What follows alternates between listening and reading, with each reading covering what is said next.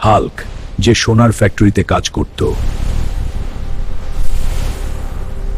প্রত্যেকবার মালিকের চোখ ফাঁকি দিয়ে একটি সোনার ইট পেছনের পকেটে লুকিয়ে ফেলত। ফ্যাক্টরি থেকে বের হয়েই সে পাশের সোনার দোকানে যেত আর সোনার ইট বিক্রি করে দিত। 5 বছরে সে 240 কেজি সোনা চুরি করে। সময় গড়ানোর সাথে সাথে তার ঝুঁকি আর লোভও বেড়ে যায়।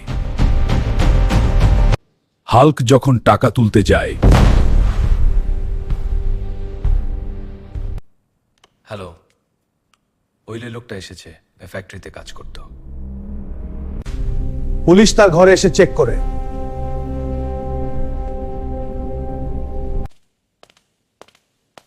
এতগুলো সোনা চুরি করেছিস তুই? হাল্ককে গ্রেপ্তার করে জেলে ঢুকিয়ে দেওয়া হয়। হাল্ক, তোমার বিরুদ্ধে সব প্রমাণ প্রমাণিত হয়েছে। বন্ধুরা, পরের পার্ট দেখতে চাইলে সাবস্ক্রাইব করো।